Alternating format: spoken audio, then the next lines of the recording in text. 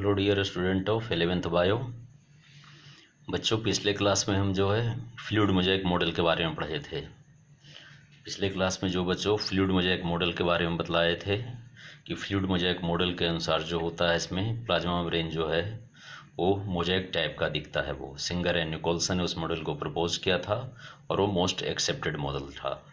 Fluid mosaic model के अनुसार plasma membrane में लिपिड था, प्रोटीन था, कार्बोहाइड्रेट था। लिपिड में फॉस्फोलिपिड, कोलेस्ट्रॉल, सेरेब्रोसाइट्स, गैंग्लियोसाइट्स, है ना, स्फिंगोमाइलिन, ये सब सारे लिपिड्स थे। उसमें मेन था फॉस्फोलिपिड, कोलेस्ट्रॉल था। उसके बारे में डिस्कस किए थे बच्चों। प्रोटीन्स के बारे में डिस्कस किए थे हमने। उसमें 2 टाइप्स प्रोटीन होता है, एक्सट्रिंसिक प्रोटीन और इंट्रिंसिक प्रोटीन होता है। फिर कार्बोहाइड्रेट के बारे में डिस्कस किए थे कि कार्बोहाइड्रेट ओलिगोसैकेराइड के फॉर्म में रहता है और ये ग्लाइकोलिपिड और ग्लाइकोप्रोटीन्स के फॉर्म में रहता है। ओलिगोसैकेराइड जो होता है ग्लाइकोप्रोटीन और लिपिड के फॉर्म में रहता है बच्चों। और glycolipid and glycoprotein together form glycocalyx. इसके बारे में बतलाए थे बच्चों। आज जो हम डिस्कस करने जा रहे हैं इसके आगे बच्चों, जैसे एसिमेट्री ऑफ बायोमेम्ब्रेन। बायोमेम्ब्रेन जो होता है एसिमेट्री नेचर का होता है बच्चों। ये क्या होता है? एसिमेट्री ऑफ बायोमेम्ब्रेन टॉपिक है। इसके बाद मेम्ब्रेन ट्रांसपोर्ट के बारे में बतलाएंगे बच्चों। तो ये asymmetry of biomembrane. Asymmetry of biomembrane कहने का मतलब जो बच्चों, इसमें मेम्ब्रेन का, बायोमेम्ब्रेन का जो दोनों सरफेस होता है वो सिमिलर नहीं होता है। सिमिलर नहीं होता है। 2 surface of biomembrane are not similar, that is membrane are asymmetrical. Membrane कैसा होता है बच्चों? एसिमेट्रिक होता है वो। अब एसिमेट्रिक क्यों होता है, इसका रीज़न क्या है, इस वीडियो में इस चीज़ के बारे में समझेंगे अभी हम बच्चों। तो इसका रीज़न ये है कि लिपिड जो प्रेजेंट होता है, जैसा कि कल के वीडियो लेक्चर में भी बतलाया था मैंने कि फॉस्फोलिपिड जो होता है बाई लेयर के फॉर्म में प्रेजेंट होता है। इसमें आउटर लेयर होता है उसका और इनर होता है इसमें। तो आउटर और इनर जो होता है बाई लेयर का वो कॉमनली डिफरेंट होता है। वो क्या होता है? डिफरेंट होता है बच्चों। तो कल भी बतलाए थे बच्चों कि लेसिथीन जो होता है ये आउटर साइड में होता है एंड सेफाइलिन जो होता है ये क्या होता है? इनर साइड में होता है ना। आउटर साइड में क्या होता है? लेसिथीन। इनर साइड में क्या होता है बच्चों? सेफाइलिन। ये लेसिथीन और सेफाइलिन क्या है? फॉस्फोलिपिड का एग्जाम्पल है बच्चों। इसके बारे में हम डिस्कस करेंगे बच्चों। जब बायोमोलिक्यूल्स पढ़ाएंगे वहाँ लिपिड पढ़ाएंगे, लिपिड में फॉस्फोलिपिड पढ़ाएंगे तो वहाँ पर लेसिथीन सेफाइलिन के बारे में डिटेल से डिस्कस करेंगे बच्चों। तो ये एरिथ्रोसाइट मेम्ब्रेन में ऐसा देखा गया, एरिथ्रोसाइट मेम्ब्रेन पर ही वर्क किया गया था इसके बारे में। अब नेक्स्ट इसमें बच्चों की एक्सट्रिंसिक प्रोटीन का अमाउंट और टाइप जो होता है ये दोनों साइड में डिफरेंट होता है। ये क्या होता है? डिफरेंट होता है। एक्सट्रिंसिक प्रोटीन मोर एबंडेंट होता है इनर साइड में देन क्या होता है? Outer side. आउटर साइड के कंपेरिजन में इनर साइड में क्या होता है? ये एक्सट्रिंसिक प्रोटीन जो होता है बच्चों, ये एक्सट्रिंसिक प्रोटीन मोर एबंडेंट होता है किधर? Inner side then outer side. तो इसके कारण भी एसिमेट्रिकल हो जाएगा। अब ओलिगोसैकेराइड जो होता है, जैसा कल बतलाए थे बच्चों कि ओलिगोसैकेराइड ये कार्बोहाइड्रेट है जो ग्लाइकोलिपिड और ग्लाइकोप्रोटीन्स के फॉर्म में प्रेजेंट होता है। ये ओलिगोसैकेराइड केवल एक्सटर्नल सरफेस ऑफ क्या होता है? लिपिड पे प्रेजेंट होता है ना। लिपिड एंड प्रोटीन बायोमेम्ब्रेन के क्या होता है? एक्सटर्नल सरफेस पे प्रेजेंट होता है। इनर साइड पर क्या होता है? एब्सेंट होता है बच्चों। तो ये सब रीजन है जिसके कारण बायोमेम्ब्रेन क्या होता है? एसिमेट्रिकल नेचर का होता है। तो ये हो गया इसमें एसिमेट्री ऑफ बायोमेम्ब्रेन। तो ऐसे में आशा करते हैं बच्चों कि एसिमेट्री ऑफ बायोमेम्ब्रेन समझ गए होंगे। बायोमेम्ब्रेन एसिमेट्री नेचर का क्यों होता है, ये सब सारे इसके रीजन हो गए। इसमें पहला रीजन, दूसरा रीजन, तीसरा रीजन। इसमें मेन यहाँ पर ये है, ज़्यादा इंपॉर्टेंट है बच्चों। और ये खास करके लाइन याद रखना कि फॉस्फोलिपिड बाई लेयर में आउटर साइड में कौन सा फॉस्फोलिपिड? तो लेसिथीन। इनर साइड में कौन सा होता है? तो सेफाइलिन होता है। इस चीज़ को याद रखना है बच्चों। अब हम आते हैं किस पे? मेम्ब्रेन ट्रांसपोर्ट पे आते हैं। अब हम आते हैं किस पे? मेम्ब्रेन ट्रांसपोर्ट पे आते हैं। तो मेम्ब्रेन ट्रांसपोर्ट में ये जानना है बच्चों कि सेल मेम्ब्रेन यानी प्लाज्मा मेम्ब्रेन के थ्रू जो होता है across the plasma membrane material का ट्रांसपोर्ट होता है, सबस्टांसेस का ट्रांसपोर्ट होता है। तो ट्रांसपोर्ट जो होता है मेम्ब्रेन के थ्रू, है ना, प्लाज्मा मेम्ब्रेन या सेल मेम्ब्रेन के थ्रू जो मटेरियल का ट्रांसपोर्ट होता है वो किस किस प्रोसेस के द्वारा होता है, इस चीज़ के बारे में इसमें डिस्कस करेंगे बच्चों। तो ये होता है इसमें पैसिव प्रोसेस होता है, एक्टिव प्रोसेस होता है और बल्क होता है। इसमें बल्क ट्रांसपोर्ट। तो इसमें 3 ट्रांसपोर्ट होता है, passive transport, active transport and क्या होता है? Bulk transport. तो एक एक करके सारे ट्रांसपोर्ट के बारे में हम लोग डिस्कस करेंगे बच्चों। पैसिव ट्रांसपोर्ट पहले पढ़ेंगे, फिर एक्टिव ट्रांसपोर्ट पढ़ेंगे, फिर क्या होता है? बल्क ट्रांसपोर्ट पढ़ेंगे। तो ये क्या होता है? मेम्ब्रेन ट्रांसपोर्ट है बच्चों, मतलब transport of substances across the cell membrane occurs by क्या होता है? Passive transport, bulk transport and ये passive transport, active transport and bulk transport, तो 3 टाइप्स इसमें ट्रांसपोर्ट पढ़ना है बच्चों। ऐसे एनसीईआरटी में जो होता है एक्टिव ट्रांसपोर्ट और पैसिव ट्रांसपोर्ट दिया है, बल्क ट्रांसपोर्ट जो होता है एनसीईआरटी में नहीं दिया है, फिर भी इसको डिस्कस कर रहे हैं क्योंकि ये बल्क ट्रांसपोर्ट जो होता है, बल्क ट्रांसपोर्ट जो है आगे यूज है इसका, इसलिए इसको यहाँ पर समझा रहे हैं बच्चों, क्योंकि आगे यूज है बल्क ट्रांसपोर्ट का और नहीं समझा रहेगा तो फिर वहाँ पर प्रॉब्लम हो जाएगा, इसलिए बल्क ट्रांसपोर्ट के बारे में भी समझाएंगे बच्चों। तो पहला जो होता है इसमें पैसिव ट्रांसपोर्ट देखते हैं। पहला टाइप क्या है बच्चों, पैसिव ट्रांसपोर्ट है, ये फिजिकल प्रोसेस होता है।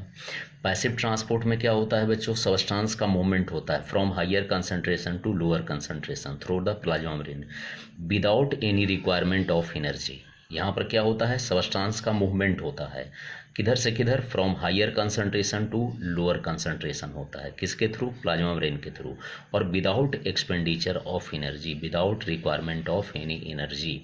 एनर्जी का रिक्वायरमेंट पैसिव ट्रांसपोर्ट में नहीं होता है बच्चों। तो इस ट्रांसपोर्ट को हम क्या कहते हैं, पैसिव ट्रांसपोर्ट कहते हैं। पैसिव ट्रांसपोर्ट्स में डिफ्यूजन होता है, ऑस्मोसिस होता है। डिफ्यूजन ऑस्मोसिस के बारे में 9th में भी पढ़े होंगे बच्चों, है ना। ऐसे डिफ्यूजन किसको कहते हैं जानना इसमें, कि मूवमेंट ऑफ क्या होता है, मॉलिक्यूल्स, एटम्स और ions from their higher concentration to lower concentration through their own kinetic energy, इस प्रोसेस को कहते हैं डिफ्यूजन। और डिफ्यूजन जब क्या होता है, प्लाज्मा मेम्ब्रेन के थ्रू होता है, तब उस प्रोसेस को कहते हैं ऑस्मोसिस। क्या कहते हैं बच्चों, ऑस्मोसिस। डिफ्यूजन में जनरली सॉल्यूट को कंसिडर किया जाता है, ऑस्मोसिस में जनरली क्या होता है, इसमें वाटर को कंसिडर किया जाता है, सॉल्वेंट को कंसिडर किया जाता है बच्चों। अब यहाँ पर देखना है इसमें कि जो होता है पैसिव ट्रांसपोर्ट के थ्रू किसका ट्रांसफ़र होता है, तो न्यूट्रल सॉल्यूट्स जो होता है, neutral solutes move across the membrane by the process of क्या होता है, simple diffusion along the concentration gradient. अब यहाँ पर समझना है बच्चों, कंसंट्रेशन ग्रेडियंट है। कंसंट्रेशन ग्रेडियंट किसको कहते हैं, जो समझना बच्चों, है ना, कि कंसंट्रेशन ग्रेडियंट किसको कहते हैं, इस वर्ड को क्लियर कट समझ लेना। जैसे ये प्लाज्मा मेम्ब्रेन है, प्लाज्मा मेम्ब्रेन के दोनों साइड क्या है, सॉल्यूशन है, ये हायर कंसंट्रेटेड है, ये लोअर कंसंट्रेटेड है। अब ये हायर कंसंट्रेटेड, ये लोअर कंसंट्रेटेड, मतलब यहाँ सॉल्यूट का कंसंट्रेशन हाई है, यहाँ सॉल्यूट का कंसंट्रेशन क्या है, कम है।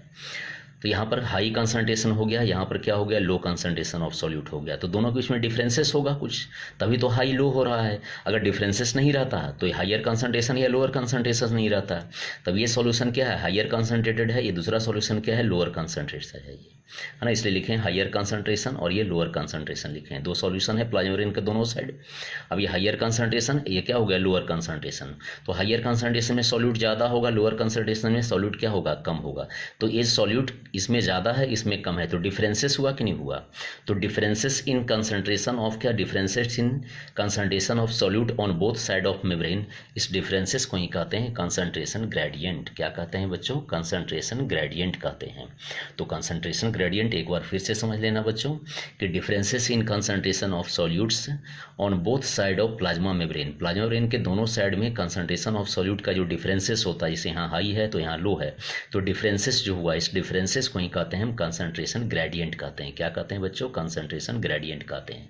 अगर हायर कंसंट्रेशन से लोअर कंसंट्रेशन की ओर मूवमेंट होता है तो समझ जाते हैं कि along the concentration gradient. Higher concentration से लोअर कंसंट्रेशन की ओर मूवमेंट होगा तो क्या होगा, अलोंग द कंसंट्रेशन ग्रेडियंट। और लोअर कंसंट्रेशन से हायर कंसंट्रेशन की ओर मूवमेंट हुआ तो क्या समझ जाएंगे, इसमें अगेंस्ट द कंसंट्रेशन ग्रेडियंट। समझे बच्चों, अगर लोअर कंसंट्रेटेड सॉल्यूशन से हायर कंसंट्रेटेड सॉल्यूशन की ओर मूवमेंट होता है किसी सब्सटेंस का, तो उसको कहते हैं अगेंस्ट द कंसंट्रेशन ग्रेडियंट। और हायर कंसंट्रेशन से लोअर कंसंट्रेशन की ओर होता है तो इसको कहते हैं अलोंग द कंसंट्रेशन ग्रेडियंट कहते हैं बच्चों। तो ये कंसंट्रेशन ग्रेडियंट समझ गए होंगे बच्चों। अब नेक्स्ट जो होता है इसमें है आयन ग्रेडियंट। देखो ये प्लाज्मा मेम्ब्रेन है, यहाँ लिखे हुए ये प्लाज्मा मेम्ब्रेन है, प्लाज्मा मेम्ब्रेन के दोनों साइड पे क्या होता है, आयंस का डिफरेंसेस होता है। तो आयंस का प्लाज्मा मेम्ब्रेन के दोनों साइड जब आयंस का डिफरेंसेस होगा तो इसको कहते हैं आयनिक ग्रेडियंट कहते हैं। क्या कहते हैं बच्चों, आयनिक ग्रेडियंट कहते हैं या इलेक्ट्रोकेमिकल ग्रेडियंट कहते हैं। तो ऊपर में जो बदला है ये हो गया कंसंट्रेशन ग्रेडियंट और ये हो गया क्या, आयन ग्रेडियंट या आयनिक ग्रेडियंट या इलेक्ट्रोकेमिकल ग्रेडियंट। तो ये कंसंट्रेशन ग्रेडियंट और आयन ग्रेडियंट के बारे में समझ गए होंगे बच्चों। अब इसका यूज यहाँ पर है बच्चों, अब देखना पैसिव ट्रांसपोर्ट में क्या होता है बच्चों, movement of substance from higher concentration to lower concentration through plasma membrane without expenditure of energy is called passive transport. Passive transport में डिफ्यूजन एंड ऑस्मोसिस होता है बच्चों। अब ये न्यूट्रल सॉल्यूट्स का मूवमेंट जो होता है अक्रॉस द मेम्ब्रेन बाई क्या होता है, सिंपल डिफ्यूजन होता है एलोंग द कंसंट्रेशन ग्रेडियंट। तो अभी क्या समझा है, एलोंग द कंसंट्रेशन ग्रेडियंट मतलब high concentration to lower concentration. क्या होता है बच्चों, एलोंग द कंसंट्रेशन ग्रेडियंट मतलब high concentration to lower concentration. Water का जब मूवमेंट होता है, water also move across the membrane from high concentration to lower concentration. समझे बच्चों, मूवमेंट ऑफ वाटर वाई क्या होता है, डिफ्यूजन। वाटर का मूवमेंट जब डिफ्यूजन प्रोसेस के द्वारा होता है तो इस प्रोसेस को ही कहते हैं क्या, ऑस्मोसिस। अभी बतला है मूवमेंट ऑफ सॉल्वेंट है ना take place through the membrane is called osmosis, है ना। तो या ये भी कह सकते हैं simply diffusion take place through the membrane is called osmosis. अब ये ऑस्मोसिस, डिफ्यूजन, ये सब के बारे में है ना 11th का एक और चैप्टर है जहाँ पर डिस्कस करना है बच्चों, वहाँ पर भी इसके बारे में डिस्कस करेंगे और भी डिटेल से, है ना, कि ऑस्मोसिस का इंपॉर्टेंस क्या होता है, सिंपल डिफ्यूजन का इंपॉर्टेंस क्या होता है, ये सब सारे जो होता है प्लांट फिजियोलॉजी का पहला चैप्टर है ट्रांसपोर्ट इन प्लांट, उस ट्रांसपोर्ट इन प्लांट में हम डिस्कस करेंगे बच्चों। और तो इसका यूज जो होता है ट्रांसपोर्ट इन प्लांट में होगा। अब यहाँ देखना पैसिव डिफ्यूजन है। पैसिव डिफ्यूजन किसको कहते हैं, ये अकर्स आइदर थ्रू द क्या होता है, लिपिड और प्रोटीन, है ना the lipid soluble substance diffuse into the cells through the membrane along the concentration gradient। Lipid soluble substance जो होता है सेल में क्या होता है, सेल में डिफ्यूज करता है मेम्ब्रेन के through along the concentration gradient। along the concentration gradient मतलब high concentration to lower concentration. तो पैसिव डिफ्यूजन सिंपल सा इसको समझना, सिंपल डिफ्यूजन। दूसरा है चैनल ट्रांसपोर्ट। चैनल ट्रांसपोर्ट में कुछ आयंस होते हैं, है ना, आयंस और वाटर का जो ट्रांसपोर्ट होता है through the channel proteins, channel proteins के थ्रू होता है, या उसको हम चैनल प्रोटीन को चैनल आयंस भी कहते हैं। और उसमें क्या होता है, एक्वापोरिन प्रोटीन होता है जो वाटर को अलाउ करता है, गैसेस को अलाउ करता है to enter into the cell by osmosis, है ना। ये चैनल प्रोटीन जो होता है, इसमें आयन चैनल भी इसको कहते हैं इसमें, है ना। और एक्वा प्रोटीन भी होता है प्लाज्मा मेम्ब्रेन में। इस एक्वा प्रोटीन के कारण क्या होता है, वाटर और gases like carbon dioxide, oxygen जो होता है सेल में इंटर करता है थ्रू क्या होता है, ऑस्मोसिस प्रोसेस। अब ये चैनल मेडिएटेड डिफ्यूजन या चैनल, है ना, चैनल प्रोटीन्स जो होता है इसके बारे में डायग्राम के थ्रू देखना यहाँ पर है बच्चों, है ना, PDF भेजा हुआ है सबका। देखो ये लिपिड बाई लेयर लिखा हुआ है यहाँ इसमें, लिपिड बाई लेयर, ये outer layer inner layer, lipid का आउटर लेयर इनर लेयर हो गया, ये आउटसाइड ये इनसाइड। अभी देखो मॉलिक्यूल्स टू बी ट्रांसपोर्टेड, ये मॉलिक्यूल्स है, ये molecules direct phospholipid by layer के थ्रू आ जाता है इसमें विदाउट एनी कैरियर, तो वो क्या कहलाता है, सिंपल डिफ्यूजन कहलाता है। अभी देखो ये फॉस्फोलिपिड बाइलेयर में चैनल प्रोटीन्स भी है, ये क्या है, चैनल प्रोटीन है। चैनल प्रोटीन के थ्रू अगर मॉलिक्यूल्स का ट्रांसपोर्ट होता है तो इसको कहते हैं चैनल मेडिएटेड डिफ्यूजन कहते हैं। क्या कहते हैं बच्चों, चैनल मेडिएटेड डिफ्यूजन कहते हैं। तो चैनल प्रोटीन की सहायता से अगर मॉलिक्यूल का पैसेज होता है तब उसको क्या कहते हैं, चैनल मेडिएटेड डिफ्यूजन कहते हैं। और डायरेक्ट जब होता है तो इसको हम क्या कहते हैं बच्चों, सिंपल डिफ्यूजन कहते हैं। तो ये यहाँ पर क्या है, चैनल मेडिएटेड डिफ्यूजन, और ये क्या है, सिंपल डिफ्यूजन है बच्चों, है ना। तो प्लाज्मा मेम्ब्रेन में याद रखना लिपिड बाई लेयर में क्या होता है, चैनल प्रोटीन्स होता है। ये क्या होता है, चैनल प्रोटीन्स होता है बच्चों। इसको समझ गए होगे बच्चों। अब नेक्स्ट यहाँ पर अब जानना है बच्चों फैसिलिटेड डिफ्यूजन। क्या जानना है, फैसिलिटेड डिफ्यूजन। देखो फैसिलिटेटेड डिफ्यूजन में भी जो होता है यहाँ पर भी मूवमेंट होता है higher concentration to lower concentration. लेकिन फैसिलिटेटेड डिफ्यूजन और सिंपल डिफ्यूजन में क्या होता है, सिंपल डिफ्यूजन में किसी कैरियर मॉलिक्यूल का यूज नहीं होता है, जबकि फैसिलिटेटेड डिफ्यूजन में जो होता है कैरियर प्रोटीन का यूज होता है। देखो यहाँ पर कैरियर प्रोटीन है लिखा हुआ है, it occurs through the agency of carrier protein. Carrier protein में क्या है, परमीएज है ये, and transport occurs along the क्या होता है, कंसंट्रेशन ग्रेडियंट। अब एलोंग द कंसंट्रेशन ग्रेडियंट मतलब higher concentration to lower concentration. मतलब फैसिलिटेटेड डिफ्यूजन में क्या होता है बच्चों कि यहाँ पर सबस्टांस का क्या होता है, पैसेज होता है from their higher concentration to lower concentration, that is along the concentration gradient, है ना, with the help of carrier protein. यहाँ पर क्या है, कैरियर प्रोटीन का यूज होता है। तो फैसिलिटेटेड डिफ्यूजन में कैरियर प्रोटीन का यूज होता है बच्चों, जबकि सिंपल डिफ्यूजन में कैरियर प्रोटीन का यूज नहीं होता है। है। तो जितने भी पोलर मॉलिक्यूल्स होते हैं can not pass through the non polar lipid bilayer, है ना। जितने ही पोलर मॉलिक्यूल होते हैं नॉन पोलर लिपिड बाइलेयर से जो होता है पास नहीं करता है। तो इसको पास करने के लिए क्या ज़रूरत होती है, कैरियर प्रोटीन। क्या ज़रूरत होता है बच्चों, कैरियर प्रोटीन। मेम्ब्रेन में कैरियर प्रोटीन होता है, उस कैरियर प्रोटीन की सहायता से क्या होता है, पोलर मॉलिक्यूल लिपिड बाइलेयर से क्या होता है, पास करता है। तो ये लिखा हुआ है यहाँ पर, carrier protein of membrane to facilitate their transport across the membrane. अब ये परमिएज जो होता है ये चैनल होता है फॉर ट्रांसपोर्ट। परमिएज जो होता है बताया कि कैरियर प्रोटीन है, ये चैनल्स होता है किसके लिए, ट्रांसपोर्ट के लिए। जैसे इसका example transport of glucose into RBC. RBC में जो ग्लूकोज का ट्रांसपोर्ट होता है वो फैसिलिटेटेड डिफ्यूजन के द्वारा होता है। किसके द्वारा होता है बच्चों, फैसिलिटेटेड डिफ्यूजन के द्वारा होता है। ये कैरियर प्रोटीन जो होता है यहाँ पर पार्टिकुलर सॉल्यूट से क्या होता है, बाइंड करता है ना। ये कैरियर प्रोटीन जो होता है पार्टिकुलर सॉल्यूट से बाइंड करता है और उसको डिलीवर्ड कर देता है ना, to other side of membrane. जैसे देखो यहाँ पर बच्चों, है ना, यहाँ पर देखना बच्चों इसको, ये यहाँ से यहाँ तक के क्या है, मेम्ब्रेन है, लिखा हुआ है बच्चों, मेम्ब्रेन लिखा हुआ है। ये आउटसाइड, ये इनसाइड, ये यहाँ से यहाँ तक प्लाज्मा मेम्ब्रेन हो गया, आउटसाइड हो गया, इनसाइड हो गया। आउटसाइड क्या है, सॉल्यूट है, ये एम लिखा हुआ है, मॉलिक्यूल ये क्या है, सॉल्यूट है। अब यहाँ पर ये कैरियर प्रोटीन है, प्लाज्मा मेम्ब्रेन में क्या होता है, इसमें कैरियर प्रोटीन होता है। अब ये कैरियर प्रोटीन्स जो होता है इसमें, ये कैरियर प्रोटीन जो होता है पार्टिकुलर सॉल्यूट के साथ क्या होता है, बाइंड करता है। अब ये सॉल्यूट इसके साथ बाइंड करेगा तो देखो बाइंड कर गया। बाइंड करने के बाद ये सॉल्यूट क्या होता है, परमेज, ये कैरियर प्रोटीन जो होता है ये इससे अटैच्ड होता है और ये मॉलिक्यूल को क्या करता है, इनसाइड ट्रांसफ़र कर देता है। तो जो मॉलिक्यूल्स जो था यहाँ पर बाहर जो था, सॉल्यूट जो था ये क्या है, बाहर है, प्लाज्मा मेम्ब्रेन के बाहर है, वो अंदर आ गया किसकी सहायता से, कैरियर प्रोटीन की सहायता से।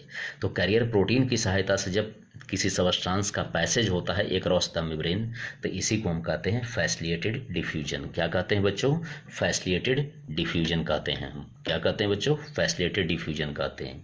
इसलिए यहाँ पर लिखा हुआ है carrier proteins bind to a particular solute to be transported and deliver the same to other side of membrane. देखो ये सॉल्यूट जो होता है, ये कैरियर प्रोटीन्स जो होता है, इसमें सॉल्यूट का क्या होता है, इससे बाइंड किया, यहाँ पर बाइंड कर लिया और अदर साइड क्या हो गया, ये ट्रांसफ़र कर दिया।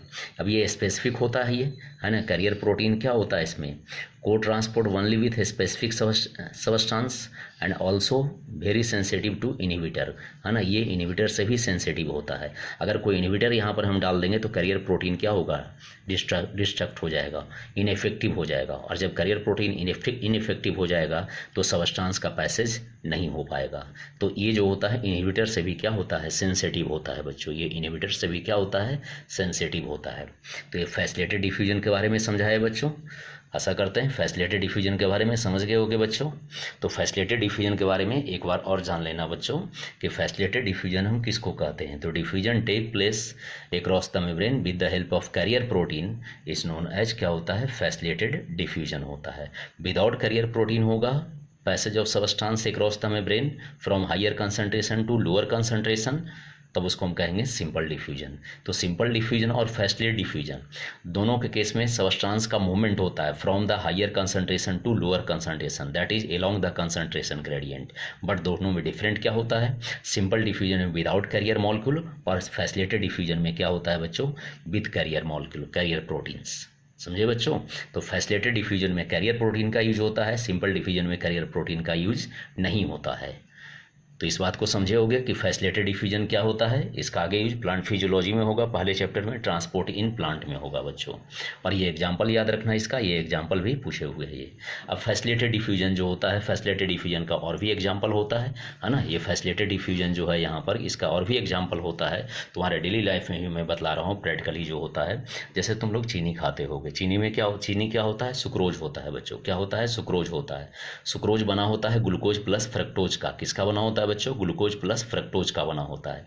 तो हमारे इंटेस्टाइनल वॉल से फ्रक्टोज का जो एब्जॉर्प्शन होता है वो क्या होता है, फैसिलिटेटेड डिफ्यूजन के द्वारा ही होता है। फ्रक्टोज का एब्जॉर्प्शन जो होता है हमारे इंटेस्टाइनल वॉल के थ्रू, है ना, वो किस प्रोसेस के द्वारा होता है, फैसिलिटेटेड डिफ्यूजन के द्वारा ही होता है बच्चों। तो ये इसमें फैसिलिटेटेड डिफ्यूजन के बारे में था। अब जानते हैं एक्टिव ट्रांसपोर्ट। अब क्या जानते हैं बच्चों, हम एक्टिव ट्रांसपोर्ट के बारे में जानते हैं। ये तो हो गया इसमें पैसिव ट्रांसपोर्ट, पहला हो गया पैसिव ट्रांसपोर्ट के बारे में हम जानें कि पैसिव ट्रांसपोर्ट में क्या होता है, एनर्जी का रिक्वायरमेंट नहीं होता है। पैसिव ट्रांसपोर्ट में क्या होता है, movement of substance along the concentration gradient, that is higher concentration to lower concentration. समझे बच्चों। तो 2 पॉइंट याद रखना है पैसिव ट्रांसपोर्ट के, किसमें 2 इंपॉर्टेंट पॉइंट है यहाँ पर कि मूवमेंट ऑफ मॉलिक्यूल्स और एटम्स और ions from higher concentration to lower concentration, that is along the concentration gradient without expenditure of energy। जब विदाउट एक्सपेंडिचर ऑफ एनर्जी होगा और along the concentration मटेरियल का पैसेज होगा across the plasma membrane, तब उसको हम कहेंगे क्या, पैसिव ट्रांसपोर्ट। क्या कहेंगे बच्चों, पैसिव ट्रांसपोर्ट। अब वो passive transport without carrier molecule होगा तो सिंपल डिफ्यूजन कहला जाएगा। Passive transport with the help of carrier protein होगा तो क्या कहला जाएगा, फैसिलिटेटेड डिफ्यूजन कहला जाएगा बच्चों। तो ये अभी तक हम लोग पढ़े क्या, पैसिव ट्रांसपोर्ट के बारे में। अब जो हम पढ़ने के लिए जा रहे हैं एक्टिव ट्रांसपोर्ट। अब जो हम लोग डिस्कस करने जा रहे हैं किसके बारे में, एक्टिव ट्रांसपोर्ट। देखो पैसिव ट्रांसपोर्ट बतलाए थे हम फिजिकल प्रोसेस, जबकि एक्टिव ट्रांसपोर्ट जो होता है ये क्या होता है, वाइटल प्रोसेस होता है। ये क्या होता है, वाइटल प्रोसेस होता है। वाइटल प्रोसेस इसलिए कहते हैं क्योंकि यहाँ पर मेटाबॉलिक प्रोसेस यूज होता है। मेटाबॉलिक प्रोसेस यूज होता है तो उसके कारण एनर्जी प्रोड्यूस होता है और उस एनर्जी के कारण क्या होता है, ट्रांसपोर्ट। ये क्या होता है, एक्टिव ट्रांसपोर्ट होता है। क्योंकि एक्टिव ट्रांसपोर्ट और पैसिव ट्रांसपोर्ट में डिफरेंस क्या है जो समझना। देखो यहाँ पर क्या है, मूवमेंट ऑफ, है ना, आयंस और molecules across the plasma membrane. यहाँ पर देखना एगेंस्ट द कंसंट्रेशन ग्रेडियंट, जबकि पैसिव ट्रांसपोर्ट में क्या बतलाए थे, अलोंग द कंसंट्रेशन ग्रेडियंट। तो डिफरेंस हुआ कि नहीं हुआ बच्चों। यहाँ पर पैसिव ट्रांसपोर्ट में क्या बतलाए थे, वहाँ पर पैसिव ट्रांसपोर्ट में बतलाए थे हम अलोंग द कंसंट्रेशन ग्रेडियंट, जबकि एक्टिव ट्रांसपोर्ट में क्या बतला रहे हैं, against the concentration gradient, that is from lower concentration to higher concentration, है ना। जबकि पैसिव ट्रांसपोर्ट में क्या था, from higher concentration to lower concentration. और यहाँ पर क्या है, यूजिंग मेटाबॉलिक एनर्जी एटीपी। वहाँ पर पैसिव ट्रांसपोर्ट में क्या था, विदाउट एक्सपेंडिचर ऑफ एनर्जी, है ना, विदाउट रिक्वायरमेंट ऑफ एनर्जी। जबकि यहाँ पर क्या होता है, मेटाबॉलिक एनर्जी का रिक्वायरमेंट होता है। तो this type of transport is called active transport. क्या कहते हैं बच्चों, इसको हम एक्टिव ट्रांसपोर्ट कहते हैं। तो एक्टिव ट्रांसपोर्ट क्या हो गया बच्चों, मूवमेंट ऑफ आयंस और molecules across the plasma membrane, है ना, against the concentration gradient. Against the concentration gradient कहने का मतलब from lower concentration to higher concentration, है ना, बाय यूजिंग क्या होता है, मेटाबॉलिक एनर्जी। तो यहाँ पर क्या होता है, एनर्जी का रिक्वायरमेंट होता है। यहाँ पर कैरियर प्रोटीन भी इन्वॉल्व होता है। क्या होता है बच्चों, कैरियर प्रोटीन मॉलिक्यूल भी इन्वॉल्व होता है। अब यहाँ पर देखना बच्चों, कभी कभी क्वेश्चन पूछ देता है यहाँ पर मेडिकल में कि जो होता है इसमें एक्टिव ट्रांसपोर्ट और फैसिलिटेटेड डिफ्यूजन में सिमिलरिटी क्या है। तो एक्टिव ट्रांसपोर्ट में भी देखो कैरियर प्रोटीन मॉलिक्यूल का यूज हो रहा है और फैसिलिटेटेड डिफ्यूजन में भी बतलाए थे कि कैरियर प्रोटीन मॉलिक्यूल का यूज होता है। तो एक्टिव ट्रांसपोर्ट और फैसिलिटेटेड डिफ्यूजन में सिमिलरिटी क्या हो गया, in both cases carrier molecule is used, ये सिमिलरिटी हो गया। अब एक्टिव ट्रांसपोर्ट और फैसिलिटेटेड डिफ्यूजन में डिफरेंस क्या होगा, एक्टिव ट्रांसपोर्ट में क्या है, यहाँ पर देखना यूजिंग मेटाबॉलिक एनर्जी, यहाँ पर मेटाबॉलिक एनर्जी का यूज होता है, जबकि फैसिलिटेटेड डिफ्यूजन में मेटाबॉलिक एनर्जी का यूज नहीं होता है। तो ये डिफरेंस हो गया। एक्टिव ट्रांसपोर्ट और फैसिलिटेटेड डिफ्यूजन में डिफरेंस क्या हुआ बच्चों, कि एक्टिव ट्रांसपोर्ट में एटीपी का रिक्वायरमेंट होता है, फैसिलिटेटेड डिफ्यूजन में एटीपी का रिक्वायरमेंट नहीं होता है। ये डिफरेंसेस हो गया। एक्टिव ट्रांसपोर्ट और फैसिलिटेटेड डिफ्यूजन में सिमिलरिटी क्या हो गया कि दोनों के केस में कैरियर प्रोटीन मॉलिक्यूल का यूज होता है बच्चों, समझे बच्चों। It also take place against the concentration gradient, है ना। अब ये जो होता है डिफ्यूजन से ज़्यादा रैपिडली होता है। एक्टिव ट्रांसपोर्ट जो होता है फास्ट होता है, वेरी फास्ट देन क्या होता है, डिफ्यूजन, और टेक प्लेस इन क्या होता है, ओनली वन डायरेक्शन। अब इसमें बहुत सारे वेरियस इसके एविडेंसेस हैं, है ना, कि वाइटल प्रोसेस क्यों है। वाइटल प्रोसेस मतलब उसमें मेटाबॉलिक प्रोसेस यूज होगा। मेटाबॉलिक प्रोसेस के लिए क्या चाहिए, ऑक्सीजन चाहिए, है ना, क्या चाहिए, टेम्परेचर चाहिए, है कि नहीं। अगर ऑक्सीजन कम कर देते हैं तो मेटाबॉलिक प्रोसेस कम हो जाएगा। मेटाबॉलिक प्रोसेस कम होगा तो एटीपी का फॉर्मेशन कम होगा, और एटीपी का फॉर्मेशन कम होगा तो एक्टिव ट्रांसपोर्ट क्या होगा, डिक्रीज कर जाएगा। अगर टेम्परेचर लो कर देते हैं हम, है ना, टेम्परेचर लो कर देते हैं तो लो टेम्परेचर पर एंजाइम क्या होता है, कम एक्टिव होता है, और एंजाइम की एक्टिविटी कम होगी तो मेटाबॉलिक प्रोसेस भी क्या होगा, कम होगा, और मेटाबॉलिक प्रोसेस कम होगा तो देन एटीपी का फॉर्मेशन क्या होगा, ये कम हो जाएगा। तो देन एक्टिव ट्रांसपोर्ट भी क्या होगा, कम हो जाएगा। तो ये अफेक्टेड हुआ कि नहीं बच्चों, decrease in oxygen concentration, low temperature से डिक्रीज हुआ। मेटाबॉलिक इनहिबिटर से भी डिक्रीज होता है, जैसे साइनाइड, है ना, साइनाइड के कारण जो होता है मेटाबॉलिक प्रोसेस जो होता है रुक जाता है। है ना, सेल में जो रिस्पिरेशन होता है, वो रिस्पिरेशन जो होता है सेल के अंदर, सेलुलर रिस्पिरेशन, वो इनहिबिट हो जाता है। और सेल के अंदर जब क्या होगा, सेलुलर रिस्पिरेशन नहीं होगा तो देन एटीपी का फॉर्मेशन नहीं होगा। एटीपी का फॉर्मेशन नहीं होगा तो एक्टिव ट्रांसपोर्ट क्या होगा, डिक्रीज कर जाएगा, रिड्यूस कर जाएगा या स्टॉप हो जाएगा। तो इसलिए यहाँ लिखा हुआ है दिस रिड्यूस्ड और स्टॉप द एक्टिव ट्रांसपोर्ट, मतलब decrease in oxygen, low temperature, inhibitor, है ना, ये सब सारे जो होते हैं एक्टिव ट्रांसपोर्ट को रिड्यूस कर देता है या स्टॉप कर देता है। कैसे स्टॉप कर देता है समझा दिए बच्चों कि ये तीनों के केसेस में जो होता है ना, एटीपी का फॉर्मेशन क्या होता है, डिक्रीज कर जाता है। और जब एटीपी का फॉर्मेशन डिक्रीज करेगा तो एनर्जी डिक्रीज करेगा ना, और जब एनर्जी कम मिलेगा तो एक्टिव ट्रांसपोर्ट भी क्या होगा, डिक्रीज कर जाएगा, रिड्यूस हो जाएगा ये, क्योंकि बिना एनर्जी का एक्टिव ट्रांसपोर्ट होगा नहीं। तो ये है बच्चों, है ना, एक्टिव ट्रांसपोर्ट सिमिलर इनहिबिट होता है, सिमिलर सबस्टांस, है ना, सबस्टांस सिमिलर टू क्या होता है, सॉल्यूट। सॉल्यूट के सबस्टांस इनहिबिटर जो होता है इसमें, है ना, ये एक्टिव ट्रांसपोर्ट जो होता है वैसे सबस्टांस से भी क्या होता है, इनहिबिट हो जाता है, जो सॉल्यूट का क्या होता है, सिमिलर होता है। मान लिया कोई टॉक्सिक सबस्टांस है जो सॉल्यूट का सिमिलर है, तो टॉक्सिक सबस्टांस क्या सॉल्यूट के सिमिलर होने के कारण क्या होता है, कैरियर प्रोटीन को क्या करेगा, इनहिबिट कर देगा, डैमेज कर देगा, तो एक्टिव ट्रांसपोर्ट क्या होगा, इनहिबिट हो जाएगा। इट शो सैचुरेटेड काइनेटिक्स, ये सैचुरेटेड काइनेटिक्स शो करता है। सैचुरेटेड काइनेटिक कहने का मतलब क्या होता है, rate of transport increase with increase in solute concentration. जैसे जैसे सॉल्यूट कंसंट्रेशन इंक्रीज करते जाएगा रेट ऑफ ट्रांसपोर्ट क्या होगा, इंक्रीज करते जाएगा। कब तक के, जब तक कि क्या होगा, टिल मैक्सिमम इज अचीव्ड, जब तक कि क्या होगा, मैक्सिमम कंसंट्रेशन दोनों तरफ क्या होता नहीं हो जाए, जब तक कि क्या होता है, ये रेट ऑफ ट्रांसपोर्ट इंक्रीज करता रहेगा। तो इसी को हम कहते हैं सैचुरेटेड काइनेटिक्स। तो ये सैचुरेटेड काइनेटिक्स भी शो करता है बच्चों, एक्टिव ट्रांसपोर्ट ये सैचुरेटेड काइनेटिक्स भी शो करता है। समझे बच्चों।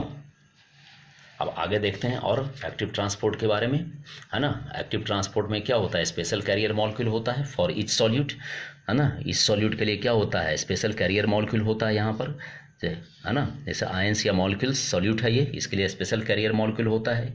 ये सॉल्यूट पार्टिकल जो होता है कैरियर सॉल्यूट से क्या होता है, इसमें सॉल्यूट पार्टिकल जो होता है कैरियर से कंबाइन करता है, कैरियर सॉल्यूट कॉम्प्लेक्स का फॉर्मेशन करता है। और बॉन्डेड स्टेट में वो कैरियर मॉलिक्यूल क्या होता है, इसमें अंडरगोज कॉन्फिगरेशनल चेंजेज, और कॉन्फिगरेशनल चेंजेज होता है देन सॉल्यूट को ट्रांसफर कर देता है to other side of membrane, और इसमें एटीपी का रिक्वायरमेंट होता है ना। ये कॉन्फिगरेशनल चेंज में ये क्या होता है, एटीपी का रिक्वायरमेंट होता है। इसलिए देखो एटीपी के नीचे टिक किए हुए हैं, एटीपी एनर्जी के नीचे टिक किए हुए हैं, कॉन्फिगरेशनल चेंज के नीचे टिक किए हुए हैं। अब यहाँ पे अगर क्वेश्चन पूछ दे कि ड्यूरिंग एक्टिव ट्रांसपोर्ट, है ना, during active transport in which process ATP is required, तो आंसर क्या हो जाएगा, है ना, एटीपी इज ड्यूरिंग क्या होता है, कॉन्फिगरेशनल चेंजेस। अब जैसे देखो इसके डायग्राम के थ्रू है इसमें, है ना, कि सॉल्यूट पार्टिकल जो होता है, जैसे ये सॉल्यूट पार्टिकल है, ये कैरियर मॉलिक्यूल लिखा हुआ है, रेड कलर से लिखा हुआ है यहाँ कैरियर, यहाँ मॉलिक्यूल्स लिखा हुआ है। तो ये ब्लू देखो ये हो गया फॉस्फोलिपिड मॉलिक्यूल है, ये फॉस्फोलिपिड मॉलिक्यूल। तो फॉस्फोलिपिड का एक लेयर, फॉस्फोलिपिड का 2 लेयर, इसलिए लिखा हुआ है यहाँ पर membrane by layer, lipid by layer, membrane by lipid by layer. ये आउटसाइड, इधर इनसाइड होगा, इधर आउटसाइड, इधर इनसाइड होगा। तो डायरेक्ट यहाँ आउटसाइड लिखे हैं, यहाँ पर इनसाइड लिखे हैं, मतलब ये सॉल्यूट सबस्ट्रेट जो होता है प्लाज्मा के, ये क्या होता है, बाहर है, जो सॉल्यूट क्या हो गया इसमें, इनसाइड द सेल आ गया है ये। अब कैसे आ गया है उसी चीज़ को समझना है। यहाँ पर जैसे कि बतला चुके हैं ऊपर में कि सॉल्यूट पार्टिकल जो होता है वो कंबाइन करता है कैरियर से, है ना। ये क्या होता है, कैरियर प्रोटीन से कंबाइन करता है, बना देता है, क्या होता है, कंबाइंड विथ क्या होगा इसमें, कैरियर सॉल्यूट कॉम्प्लेक्स। ये कैरियर मॉलिक्यूल से कंबाइन करता है। देखो ये सॉल्यूट सबस्ट्रेट हो गया, ये कैरियर मॉलिक्यूल से देखो कंबाइंड हुआ, और कंबाइंड हुआ तो यहाँ कॉन्फिगरेशनल चेंज हुआ, है ना। कंबाइंड कब होगा, जब इसमें कॉन्फिगरेशनल चेंज हुआ। यहाँ पर जैसा स्ट्रक्चर है क्या वैसा स्ट्रक्चर यहाँ पर है, यहाँ पर देखना जैसा स्ट्रक्चर इसमें है उस तरह का स्ट्रक्चर है इसमें। कॉन्फिगरेशनल चेंज हुआ कि नहीं, और कॉन्फिगरेशनल चेंज हुआ तो किसके कारण, देखो यहाँ पर कॉन्फिगरेशनल चेंज में एनर्जी का रिक्वायरमेंट हुआ, जैसा कि पहले बतला चुके हैं। यहाँ पर भी लिखा हुआ ATP energy is used in configurational changes, तो ये एनर्जी क्या होता है इसमें, कॉन्फिगरेशनल चेंजेज में यूज होता है। अब ये सॉल्यूट पार्टिकल जो है यहाँ पे आया, बाइंड किया, उससे कैरियर सॉल्यूट कॉम्प्लेक्स बना दिया। अब ये कैरियर सॉल्यूट कॉम्प्लेक्स बनाया, फिर देखो सॉल्यूट मॉलिक्यूल को क्या हो गया, अंदर की ओर ट्रांसफर कर दिया ये, है ना। तो ये जो सॉल्यूट बाहर था वो सॉल्यूट क्या हो गया इसमें अंदर आ गया ये, with the help of carrier molecule by expenditure of energy. यहाँ पर एनर्जी का रिक्वायरमेंट हुआ कि नहीं हुआ, एटीपी ब्रेक किया, एडीपी प्लस इनऑर्गेनिक फॉस्फेट। देखो एटीपी मतलब adenosine trinucleotide phosphate, adenosine trinucleotide phosphate. Phosphate. अब इसमें एक फॉस्फेट निकल जाएगा तो क्या बचेगा, एडिनोसिन डाइन्यूक्लियोटाइड फॉस्फेट, 2 फॉस्फेट बचेगा, एक इनऑर्गेनिक फॉस्फेट यहाँ बाहर निकल गया। जब एटीपी से एक फॉस्फेट बाहर निकलता है, बॉन्ड जब ब्रेक करता है तो उससे एनर्जी रिलीज होता है, और वो एनर्जी इसमें क्या होता है, कॉन्फिगरेशनल चेंज में यूज हुआ यहाँ पर। तो एक्टिव ट्रांसपोर्ट के समय क्या होता है, एनर्जी का रिक्वायरमेंट हुआ कि नहीं हुआ बच्चों। तो इस एक्टिव ट्रांसपोर्ट में जो होता है एनर्जी का रिक्वायरमेंट हुआ। जो सॉल्यूट बाहर था इसमें आउटसाइड द सेल, वो सॉल्यूट आ गया यहाँ पर, क्या होता है यहाँ कहाँ पे आ गया, इनसाइड द सेल आ गया। किसकी सहायता से, with the help of carrier molecule. और कैरियर मॉलिक्यूल में जब सॉल्यूट अटैच्ड होता है, बाइंड करता है, तो इसमें कॉन्फिगरेशनल चेंजेज होता है। और कॉन्फिगरेशनल चेंजेज के लिए क्या चाहिए, एनर्जी।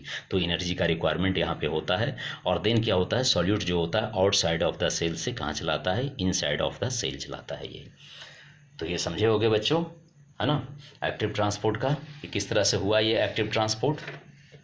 अब एक्टिव ट्रांसपोर्ट के कुछ एग्जांपल्स के बारे में यहाँ पर डिस्कस करते हैं बच्चों। एक्टिव ट्रांसपोर्ट के कुछ एग्जांपल्स के बारे में डिस्कस करते हैं यहाँ पर, है ना। अब एक्टिव ट्रांसपोर्ट जो होता है, इसमें एक्टिव ट्रांसपोर्ट सिस्टम को हम क्या कहते हैं, पंप कहते हैं। एक्टिव ट्रांसपोर्ट सिस्टम को क्या कहते हैं, इस एक्टिव ट्रांसपोर्ट सिस्टम को हम पंप कहते हैं। तो बहुत सारे पंप है, सोडियम पोटेशियम एक्सचेंज पंप है ये, इसके बारे में आगे बतलाएंगे। देखो यहाँ लिखा हो, डिटेल से बतलाएंगे। प्रोटॉन पंप, प्रोटॉन पंप जो होता है क्लोरोप्लास्ट में होता है, माइटोकॉन्ड्रिया में होता है, लाइसोसोम में होता है। क्लोरोप्लास्ट, माइटोकॉन्ड्रिया, लाइसोसोम पढ़ाएंगे तो वहाँ पर डिस्कस करेंगे कैसे प्रोटॉन पंप क्या होता है वहाँ पर इन्वॉल्व होता है। बैक्टीरिया में भी होता है ये। कैल्शियम पंप, कैल्शियम पंप कहाँ रहता है, आरबीसी में रहता है, मसल्स फाइबर में रहता है। कहाँ रहता है, आरबीसी में रहता है, मसल्स फाइबर में रहता है। तो ये सब एग्जांपल जो होता है, यहाँ पर जो होता है सोडियम पोटेशियम एक्सचेंज के बारे में बतलाएंगे। बाकी जो भी लिखे हुए हैं, कैल्शियम पंप है यहाँ पर, पोटेशियम हाइड्रोजन एक प्रोटॉन पंप है ये। पोटेशियम प्रोटॉन पंप किस में होता है, गार्ड सेल्स ऑफ स्टोमाटा के गार्ड सेल्स में होता है ये, है ना। पोटेशियम पंप किस में होता है, किडनी में होता है। क्लोरीन पंप किस में होता है, मेम्ब्रेन सिस्टम इंक्लूडिंग क्या होता है, लिपोसोम। अब ये लिपोसोम क्या होता है, देखो यहाँ लिपोसोम के बारे में यहीं पर हम लिख दिए हैं बच्चों, क्योंकि लिपोसोम एनसीईआरटी में दिए नहीं है, लिपोसोम कहीं पढ़ना नहीं है और जो होता है, लेकिन चूंकि यहाँ पर आ गया है वर्ड, इसलिए लिपोसोम के बारे में यहाँ पर डिस्कस कर रहे हैं। लिपोसोम जो होता है minute spherical sac of phospholipid होता है। क्या होता है, minute spherical sac of phospholipid molecule होता है, जो इनक्लोज किए हुए रहता है वाटर ड्रॉपलेट को। किसको इनक्लोज किया रहता है, वाटर ड्रॉपलेट को, specially formed artificially to drug on other substance into tissue and improving biodistribution of compound to target tissue in vivo। देखो इन vivo लिखा हुआ है बच्चों। इन vivo टर्म तभी हम यूज करते हैं जब कोई भी एक्सपेरिमेंट हम लिविंग बॉडी से बाहर परफॉर्म करते हैं। लिविंग बॉडी से हम बाहर परफॉर्म करते हैं तब उसके लिए इन vivo लिखाता है, और लिविंग बॉडी के अंदर अगर हम कोई प्रोसेस परफॉर्म करते हैं तो उसके लिए होता है इन विट्रो। जैसे in vitro fertilization, sorry, in vivo मतलब होता है inside the body. In vivo मतलब क्या होता है, इनसाइड द बॉडी, और इन विट्रो मतलब होता है outside the body. In vitro मतलब क्या होता है, आउटसाइड द बॉडी। जैसे फर्टिलाइजेशन ही होता है आउटसाइड द बॉडी, अगर टेस्ट में फर्टिलाइजेशन करवाते हैं तो इन विट्रो फर्टिलाइजेशन कहला जाता है। वो क्या कहलाता है, इन विट्रो फर्टिलाइजेशन।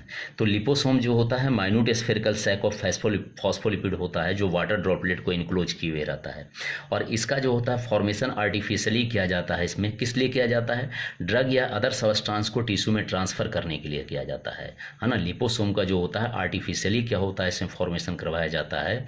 किस लिए, कोई भी ड्रग देते हैं तो ड्रग या अदर सबस्टेंस को टिश्यू सेल्स में क्या होता है, ट्रांसफर करने के लिए, या उस सेल्स के अंदर जो होता है बायो डिस्ट्रीब्यूशन ऑफ कंपाउंड, है ना, टू टारगेट साइट। ये बायो डिस्ट्रीब्यूशन जो होता है कंपाउंड का जो क्या होता है इसमें, टारगेट साइट मतलब टारगेट सेल में जो डिस्ट्रीब्यूशन होता है उसको इम्प्रूव करने के लिए क्या होता है, लिपोसोम को हम यूज करते हैं। तो लिपोसोम को जनरली जानना, minute spherical sac of phospholipid enclosing water droplet, और ये आर्टिफिशियली क्या होता है, सिंथेसाइज किया जाता है। किस लिए, ड्रग को या अदर सबस्टेंस को क्या होता है टिश्यू में ट्रांसफर करने के लिए, या सेल के अंदर डिस्ट्रीब्यूशन के लिए क्या होता है, डिस्ट्रीब्यूशन को इम्प्रूव करने के लिए क्या होता है, इसमें लिपोसोम का आर्टिफिशियली सिंथेसाइज किया जाता है बच्चों, समझ ना। तो ये डिस्ट्रीब्यूशन जो होता है कंपाउंड का वो सेल के अंदर होता है, तो लिविंग बॉडी के अंदर, इसलिए यहाँ पर लिख दिए हैं इन विवो।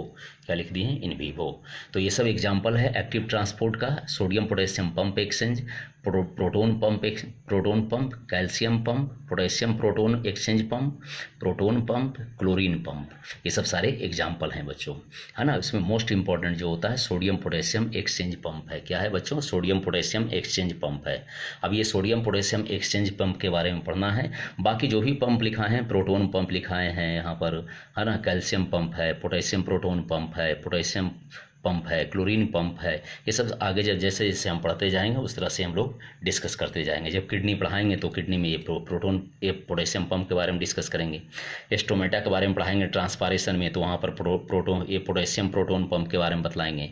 जब मसल्स फाइबर के ह्यूमन फिजियोलॉजी में मसल्स फाइबर मसल्स कॉन्ट्रैक्शन के बारे में बतलाएंगे, है ना। आरबीसी में ट्रांसपोर्ट ऑफ गैसेस के बारे में बतलाएंगे, तो वहाँ पर कैल्शियम पंप के बारे में डिस्कस करेंगे बच्चों। तो ये सब आगे डिस्कस होगा। यहाँ पर देखते हैं हम सोडियम पोटेशियम पंप देखते हैं। क्या देखते हैं? Sodium potassium pump. अब सोडियम पोटेशियम पंप जो होता है ज़्यादातर क्या होता है, एनिमल सेल्स में क्या होता है, नर्व सेल्स होता है, मसल्स सेल्स होता है। देखो नर्व सेल्स और मसल्स सेल्स ये दोनों में नर्व इम्पल्स ट्रांसमिशन के लिए सोडियम पोटेशियम पंप की ज़रूरत होती है। नर्व इम्पल्स नर्व सेल में भी नर्व इम्पल्स का ट्रांसमिशन होता है, मसल सेल्स के मेम्ब्रेन में भी क्या होता है, नर्व इम्पल्स का ट्रांसमिशन होता है। उस ट्रांसमिशन के लिए क्या होता है, सोडियम पोटेशियम एक्सचेंज पंप का यूज किया जाता है यहाँ पर। तो सोडियम पोटेशियम एक्सचेंज पंप में क्या होता है, सोडियम और पोटेशियम आयन एक्सचेंज पंप ये ट्रांसपोर्ट करता है किसको, सोडियम और पोटेशियम को against the concentration gradient using ATP, है ना। ये सोडियम पोटेशियम एक्सचेंज पंप जो होता है सोडियम और पोटेशियम को ट्रांसपोर्ट करता है सेल के अंदर, सेल के है ना, बाहर से सेल के अंदर भी ले जाता है, या अंदर से क्या होता है सेल के बाहर ले जाता है वो, है ना, बाई यूजिंग क्या होता है एटीपी। तो एक्टिव ट्रांसपोर्ट के लिए जो देखो सोडियम का जो मूवमेंट जो होता है इसमें वो क्या होता है आउटवर्ड, पोटेशियम का क्या होता है इसमें इनवर्ड, है ना। वो आगे डायग्राम से भी डिस्कस करेंगे हम। तो एक्टिव ट्रांसपोर्ट के समय में जो होता है जब 3 सोडियम आयन, देखो लिखा हुआ है यहाँ पर 3 सोडियम आयन बच्चों, यहाँ पे याद रखना 3 सोडियम आयन पंप्ड आउटवर्डली, है ना। 3 सोडियम आयन पंप्ड आउटवर्डली जब सेल से बाहर जाता है, और 2 पोटेशियम आयन पंप्ड इनवर्डली जब 2 पोटेशियम आयन सेल के अंदर आता है।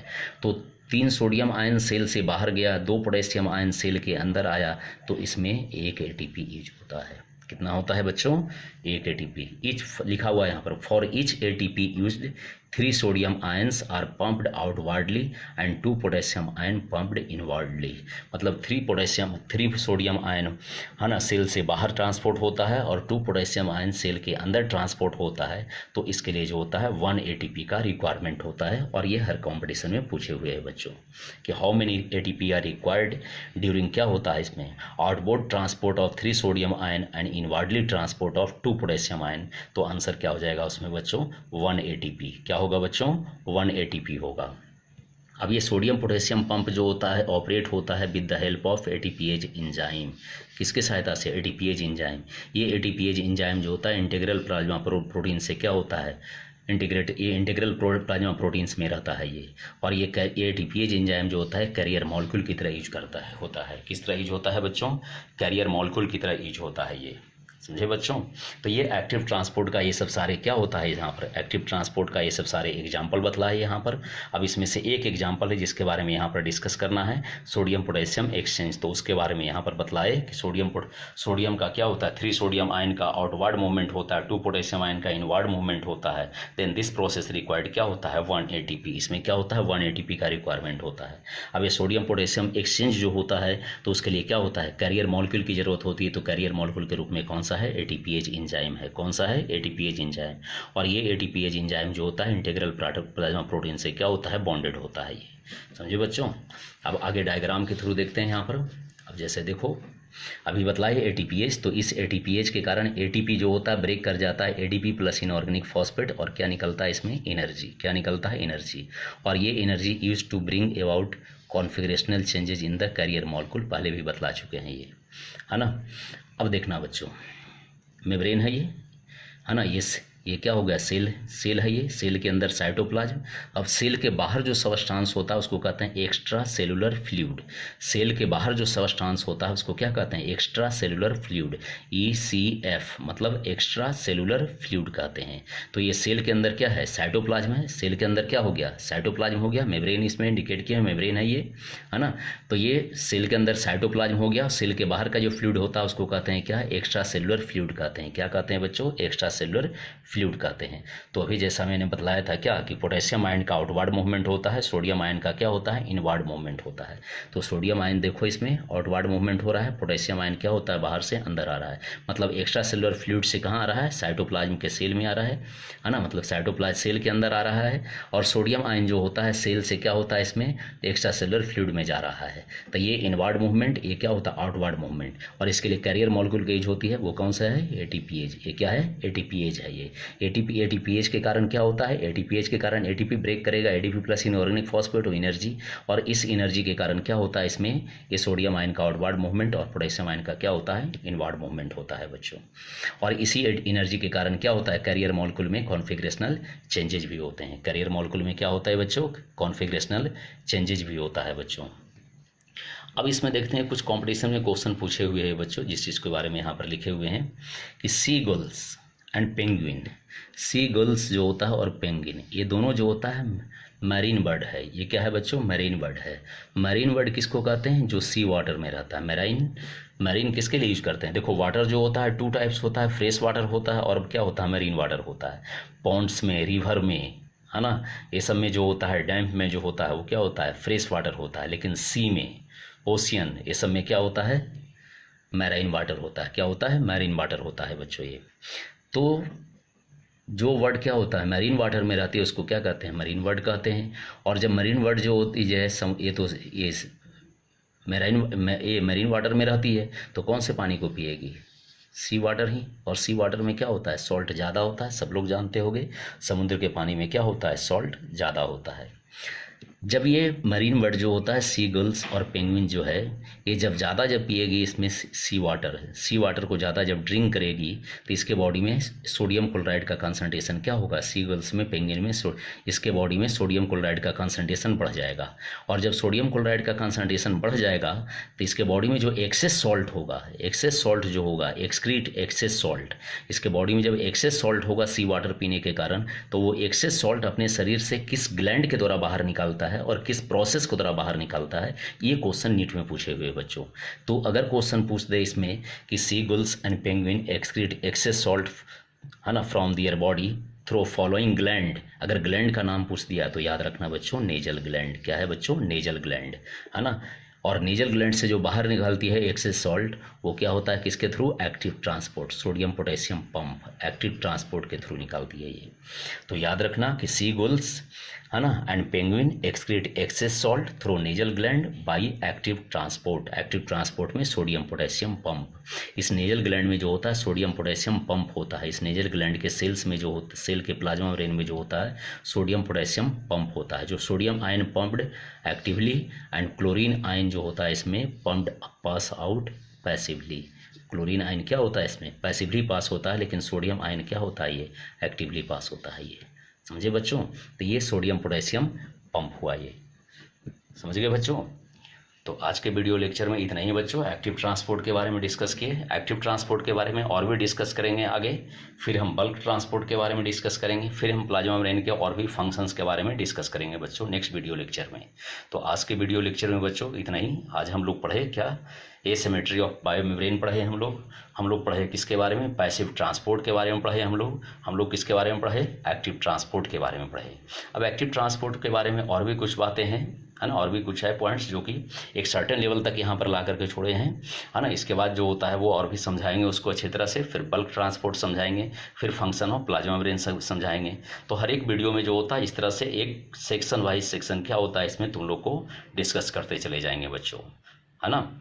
और बायोलॉजी के जो भी पढ़ाई कर रहे हैं बच्चों उसको अच्छे ढंग से पढ़ना है ना। जो भी बतलाते जा रहे हैं उसको एक सीरियली ढंग से क्या होता है नोट्स तैयार करते जाना तुम लोग। ऐसे पीडीएफ तुम लोग को जो होता है मिलते जा रहा है, जो भी बायोलॉजी का ये है ना बायोलॉजी का लेक्चर दिए हैं इसमें साइटोलॉजी में, है ना, उसका सबका पीडीएफ भेजते जा रहे हैं। या तो उसको अपने कॉपी पे जो होता है एक साइटोलॉजी का कॉपी बना लेना, उस साइटोलॉजी की कॉपी पर उसको लिख लेना, पेज बाय पेज नंबर दिया हुआ है ना, नंबरिंग के अनुसार लिख लेना। अदरवाइज आजकल तो एडवांस टेक्नोलॉजी है ना, वो जो होता है इसमें फोटोस्टेट की दुकान में जाकर के क्या होता है साइबर कैफ़े में जाकर के जो होता है उसको निकाल भी सकते हो साइड से निकाल करके स्टेपलिंग करके रख लेना, तो भी एक नोट्स के रूप में तैयार होते चला जाएगा। इस तरह भी कर सकते हो, या अगर लिखना चाहते हो तो लिख लो, तो लिखने से ज़्यादा बेटर होगा। अगर तुम लिखोगे एक बार तो कुछ तो पॉइंट्स दिमाग में याद रहेगा, तो लिखना ज़्यादा बेटर होगा, है ना।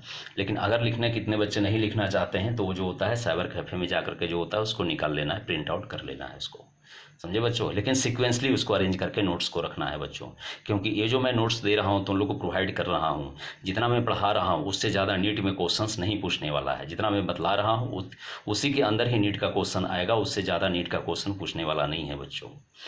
और एक चीज़ और बच्चों, किसी बच्चों को मेरे ईमेल आईडी पर जो होता है क्वेश्चन आया था कि what is the first chapter of biology.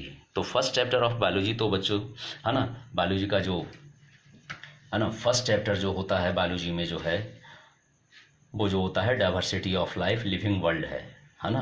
First chapter जो होता है diversity in the living world है, यूनिट 1 में है बच्चों।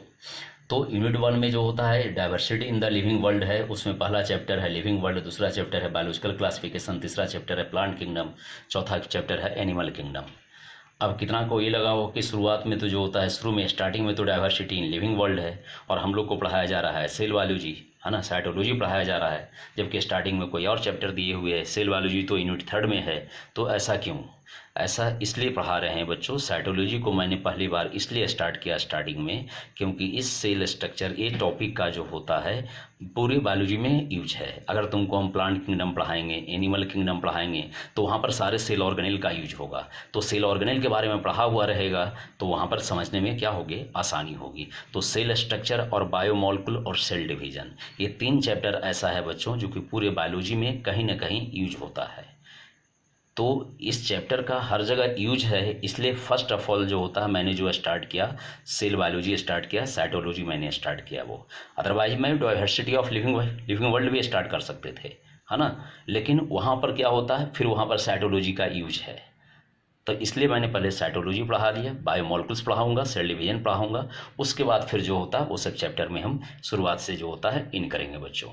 इसलिए किस चैप्टर से स्टार्ट कर रहे हैं वो तुम्हारे फायदे के लिए ही स्टार्ट किए हैं पहले हम साइटोलॉजी, ऐसा नहीं कि जो होता है पहले हम वो चैप्टर क्यों नहीं स्टार्ट किए। पहला चैप्टर मैंने साइटोलॉजी इसलिए स्टार्ट किया क्योंकि इस सेल बायोलॉजी का जो यूज है ये पूरे बायोलॉजी में कहीं ना कहीं पे जो होता है इसमें यूज होता है इसका, तो इसका यूज है आगे, इसलिए पहले हम स्टार्ट किए इसको। अब जब ये जो cell biology biomolecule cell division पढ़ लेंगे तो इसका यूज पूरे बायोलॉजी में अगर 3 चैप्टर पढ़ा हुआ रहेगा तो फिर कहीं भी समझने में कोई दिक्कत नहीं हो। इसलिए आगे के चैप्टर में तुम लोग को कोई परेशानी नहीं हो, कोई समझने में परेशानी नहीं हो, प्रॉब्लम नहीं हो, इसलिए मैंने जो होता है इस चैप्टर सेल स्ट्रक्चर को पहले स्टार्ट करना उचित समझा बच्चों। समझ गए बच्चों? ओके बच्चों, टेक केयर।